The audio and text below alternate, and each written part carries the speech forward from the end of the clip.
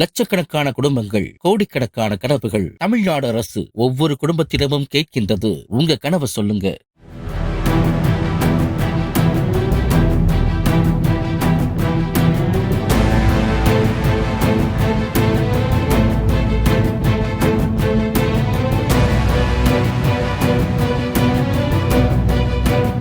திருவண்ணாமலையில் இரவு நேரங்களில் வெளியே படுத்துறங்குவோரை குறிவைத்து மர்ம நபர் ஒருவர் செல்போன்களை திருடி வருவதாக புகார்கள் எழுந்துள்ளன.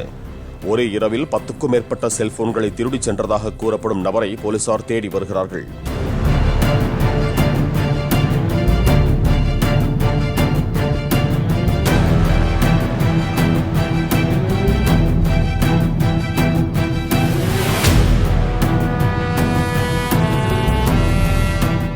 லட்சக்கணக்கான குடும்பங்கள், கோடிக்கணக்கான கனவுகள். தமிழ்நாடு அரசு ஒவ்வொரு குடும்பத்திடமும் கேட்கின்றது, உங்க கனவை சொல்லுங்க.